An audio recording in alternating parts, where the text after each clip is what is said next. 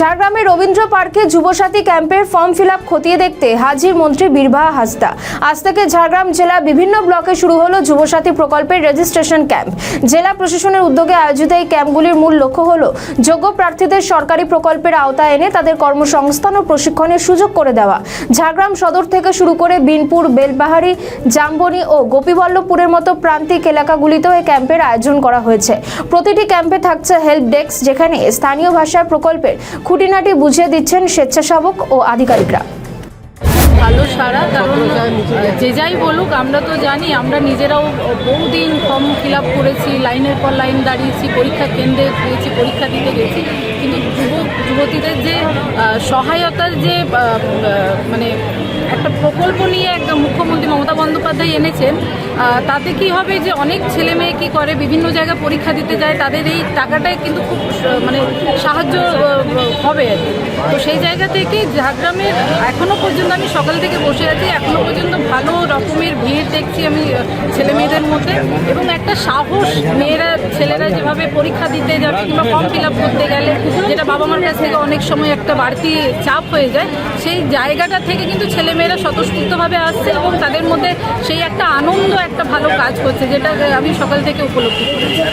BJP যেটা অভিযোগ যে ভোটের আগে এটা একটা মাস্টার স্ট্রোক, স্ক্রুটিনি করতে করতে ভোট পেরিয়ে যাবে, এটা একটা ভাওতাবাজি। দেখুন, বিজেপি অনেক রকম কথা বলবে, অনেক রকম করবে, আমাদের লক্ষ্য একটাই, মমতা বন্দ্যোপাধ্যায় যে সহযোগিতার হাত বাড়িয়ে দেন সবসময়, সেটা এখন শুধু ভোটের সময় আসছে বলে এরকম কোনো ইয়ে নয়, এখনও কিন্তু সরকার আমাদেরই আছে। ভোট কখন হবে না হবে তার জন্য সরকার তো থেমে থাকবে না, সরকারের কাজ সরকার করবে। তো সেই জায়গা থেকে সরকার কাজ করছে তার মতো করে। এখানে বিজেপি বরাবর তাদের কাজ হচ্ছে একটা কোনো না কোনো ইস্যু তুলে, যেহেতু তারা মানুষের পাশে দাঁড়ায় না, তাই একটা ইস্যু তুলবে তারা। যেটা বলছে যে এটা চাকরি নেই, হচ্ছে ভাতা রাজনীতি হচ্ছে। দেখুন, এখানে তো ভাতা দেওয়া হচ্ছে না, আবারও বলি ভাতা দেওয়া হচ্ছে না। যে ছেলে মেয়েগুলো ফর্ম ফিল আপ করে, দিনের পর দিন ফর্ম ফিল আপ করে, তারা সহযোগিতার জন্য একজন দিদি হিসেবে, মানবিক একজন মুখ্যমন্ত্রী দিদি হিসেবে তাদের পাশে দাঁড়াচ্ছে। এটা কিন্তু ভাবতে হবে। যারা বলছে তারা সেন্ট্রালে বসে আছে, রেলের দিনের পর দিন রেল যে অকেজো হয়ে পড়ছে, সেখানে কর্মী নেই, সেইগুলোতে নিয়োগ করুক না। তারা সেইগুলোতে নিয়োগ করতে পারছে না, ট্রেন বন্ধ হয়ে যাচ্ছে, সেই দিকে নজর নেই। বাংলার মুখ্যমন্ত্রী মমতা বন্দ্যোপাধ্যায় সবসময় মানুষের পাশে ছিলেন, আছেন, থাকবেন। তো 1,500 করে ভাতা নেওয়ার জন্য তো রাজ্যে তো চাকরি হচ্ছে না, তো চাকরি চান না ভাতা দিয়ে সন্তুষ্ট?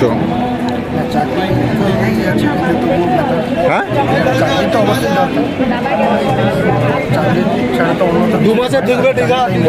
কি কোয়ালিফিকেশন আছে আপনার?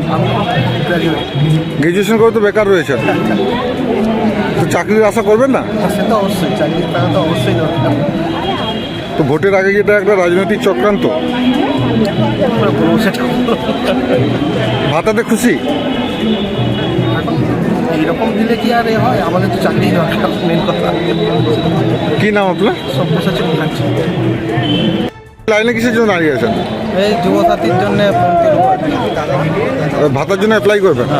তো এটাই কি খুশি আপনি? খুশি তো নেই, কিন্তু এখন যেটা পাচ্ছি চাকরি চান না এই ভাতাতে খুশি? তো চাই নিশ্চয়ই। চাকরি কি হচ্ছে বাংলায়? না, বাংলা কোথায় চাকরি হচ্ছে? চাকরি হলে কেন আমরা লাইনে থাকতাম? তো এই ভাতাতেই খুশি থাকতে হবে নাকি? ভাতা দিয়ে চালাতে হবে কাজ আর কি। সরকারের কাছে কি চাকরি দাবি করবেন না? দাবি তো করবো, কিন্তু করা তো হচ্ছেও, তো ওই হচ্ছে না কোনো কাজ। কি নাম আপনার? আমার নাম সুরজ পান্ডে। আমাদের ভিডিও ভালো লাগলে লাইক ও শেয়ার করুন, কমেন্ট সেকশনে আপনাদের মতামত জানান। আরও ভিডিও পেতে আমাদের চ্যানেলটিকে সাবস্ক্রাইব করুন এবং প্রতি মুহূর্তে খবরের আপডেট পেতে প্রেস করুন বেল আইকন।